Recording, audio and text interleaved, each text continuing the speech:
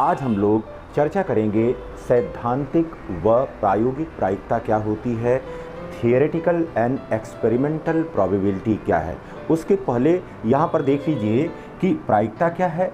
जब हम प्रायिकता की बात करते हैं तो उसमें हमने कहा कि कोई रैंडम एक्सपेरिमेंट करते हैं, कोई यादृच्छिक प्रयोग करते हैं और उस यादृच्छिक प्रयोग में हमने जो है n सरल घटनाओं को प्राप्त किया। लेकिन अब समसंभावी परिणाम कितने हो गए? समसंभावी परिणाम हमारे पास n हो गए और हमारे अनुकूल परिणाम कितने हुए? हमारे अनुकूल परिणाम m हुए। तब प्रोबेबिलिटी PE यह बराबर होता है अनुकूल परिणामों की संख्या बटे समसंभावी परिणामों की संख्या और यह m बटे n के बराबर होता है।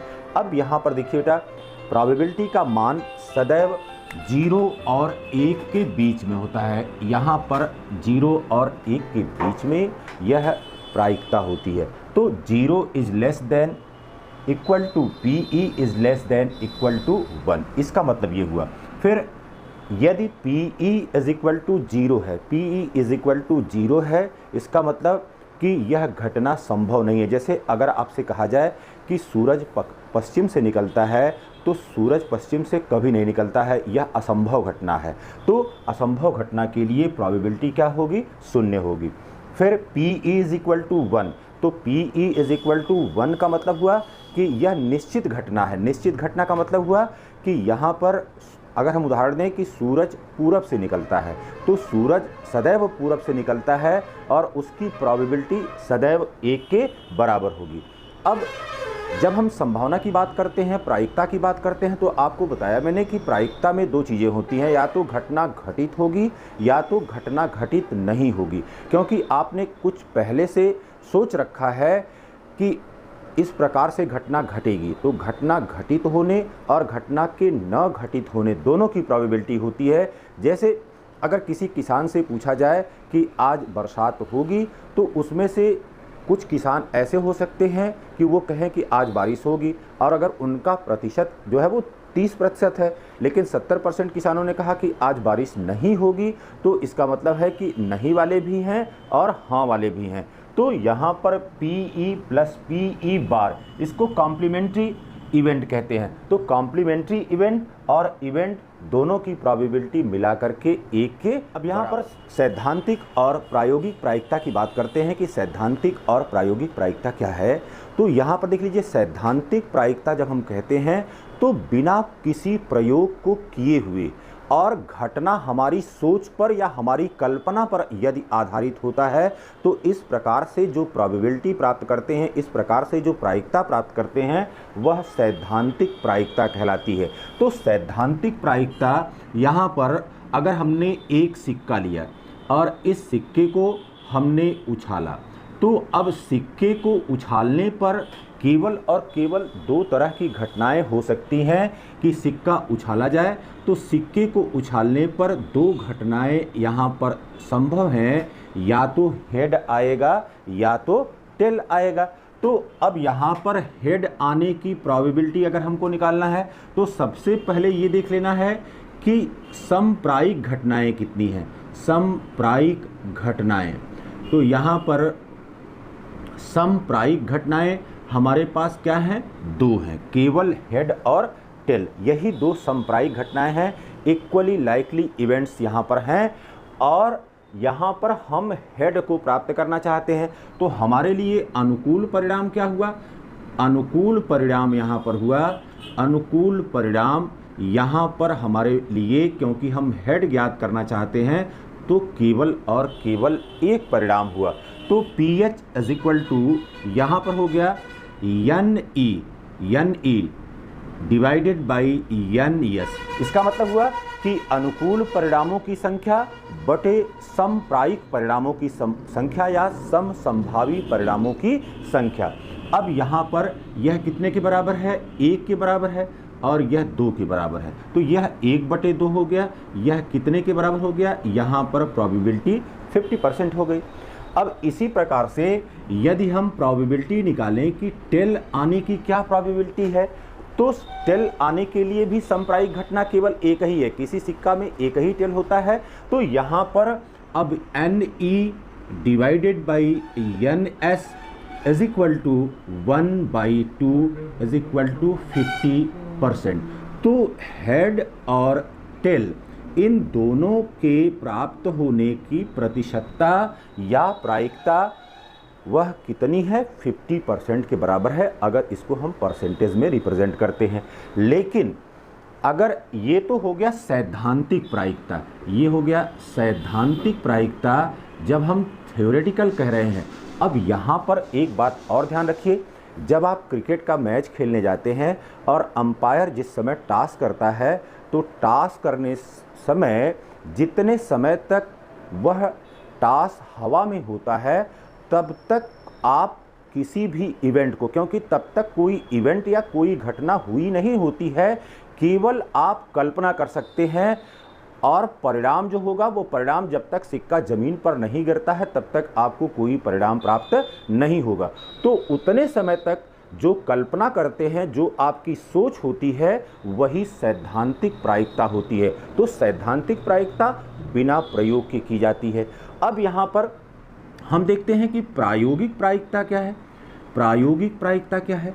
अब प्रायोगिक या एक्सपेरिमेंटल प्रायिकता में हम एक सिक्के को लेकर के पहले शुरुआत में अगर हमने सिक्के को 10 बार उछाला, यहाँ पर 10 उछाल किया और देखा कि हेड कितनी बार आ रहा है और टेल कितनी बार आ रहा है, तो अब ये नोट कर लिया यहाँ पर कि ये 7 बार हेड आ रहा है और 3 बार टेल आ रहा है। तो अब आप यहाँ पर देखेंगे कि यह P हेड आने की प्रोबेबिलिटी कितनी होगी, 0.7 के बराबर होगी। इसी प्रकार से P टेल आने की प्रोबेबिलिटी कितना होगी, 0.3 के बराबर होगी, या 70% हेड आएगा और 30% टेल आएगा।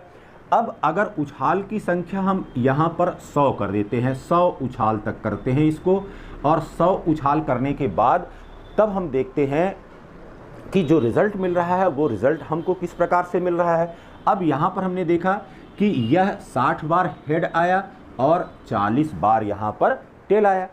अब यहाँ पर देखिए कि हेड आने की प्रोबेबिलिटी कितनी हो गई, हेड आने की प्रोबेबिलिटी यहाँ पर 0.6 हो गई।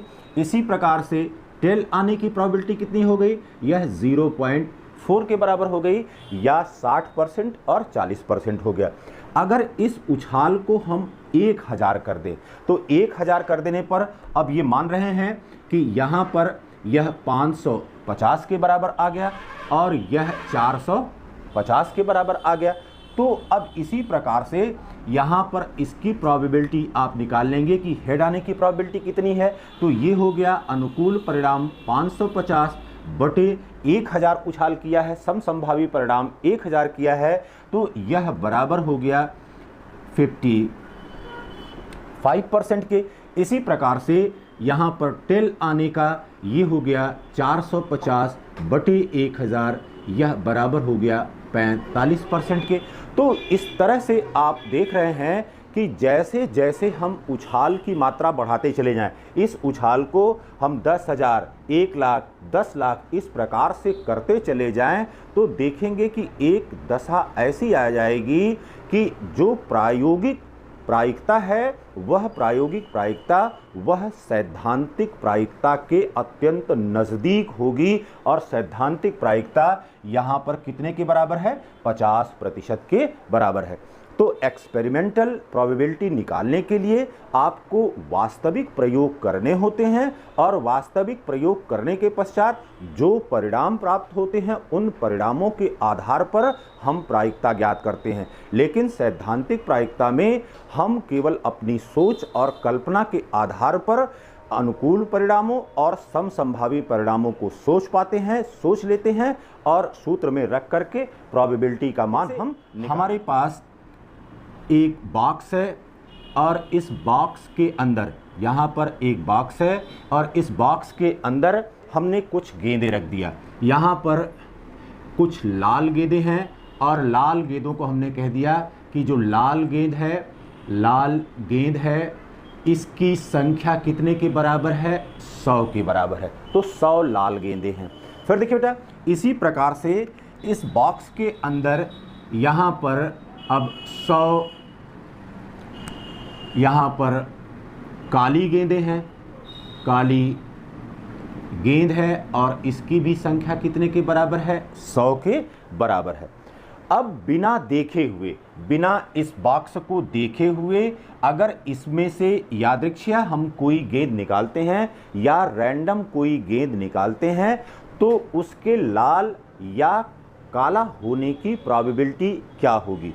तो यहाँ पर देखिए कुल गेंदों की संख्या कितनी हो गई? कुल गेंदों की संख्या अब इसमें क्या करेंगे? इसमें जो लाल गेंदें हैं, लाल प्लस काली, यह इन गेंदों को हमने क्या करना है? यहाँ पर इन गेंदों को हमको जोड़ लेना है। तो यहाँ पर अब ये 100 प्लस 100 और यह मिलकर के कितना हो गई? 200 गेंद हो गई। तो 200 गेंद हमारे पास है इस बॉक्स के अंदर।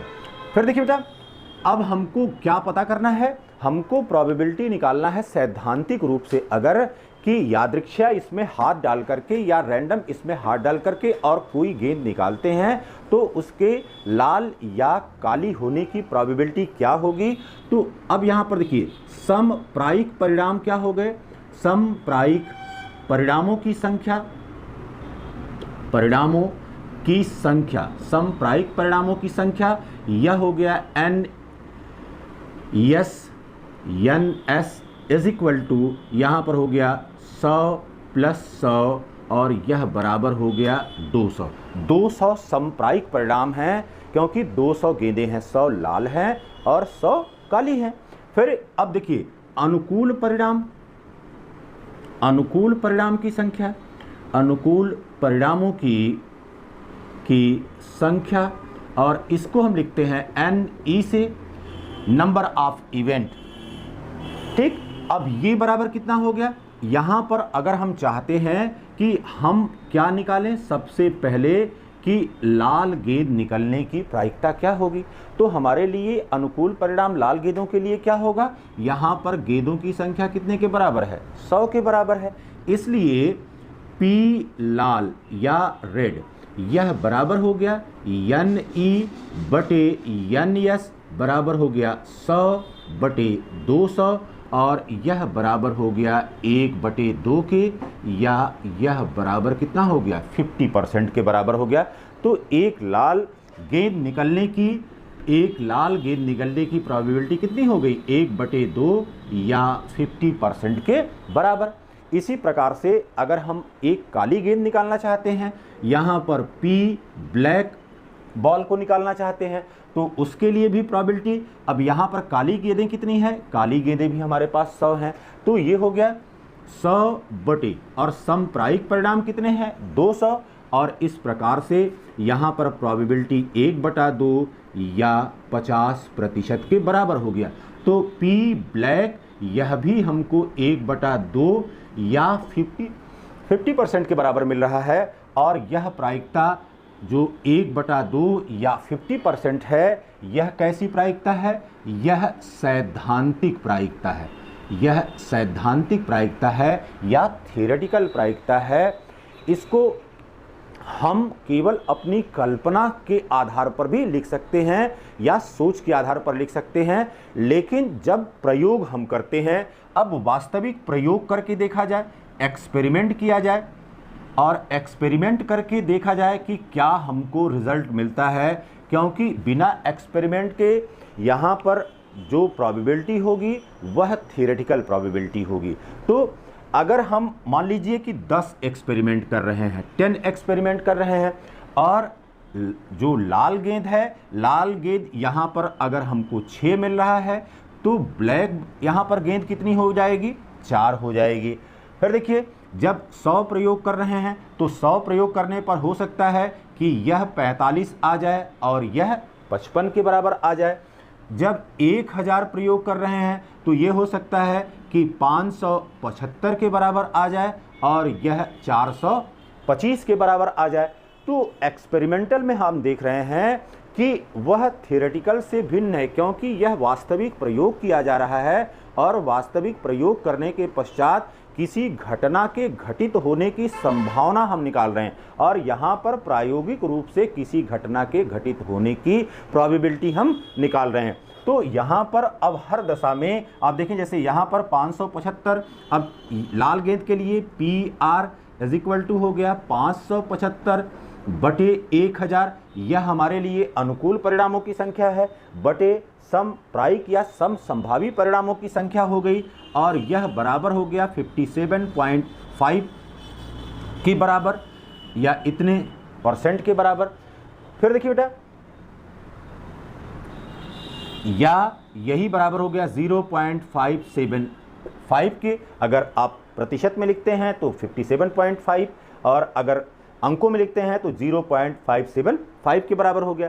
फिर अगर आप इसके ब्लैक को निकालना चाहते हैं कि ब्लैक बॉल आने की प्रोबेबिलिटी क्या होगी, तो यहाँ पर अब 425 बटे 1000, यह बराबर हो गया 0.425 के बराबर, या यही बराबर 42.5% के बराबर हो गया। तो यहाँ पर एक्सपेरिमेंटल जो प्रोबेबिलिटी है वह सैद्धांतिक प्रायिकता से भिन्न हो सकती है, क्योंकि यह वास्तविक प्रयोग पर आधारित होती है। तो वास्तविक प्रयोग के समय हमको प्रायिकता भिन्न भिन्न मिलती है, लेकिन जब प्रयोगों की मात्रा हम बढ़ाते चले जाते हैं और अधिकाधिक प्रयोग करते हैं, तो अधिकाधिक प्रयोग करने पर जो प्रायोगिक प्रायिकता है वह लगभग सैद्धांतिक प्रायिकता के नज़दीक पहुंच जाती है।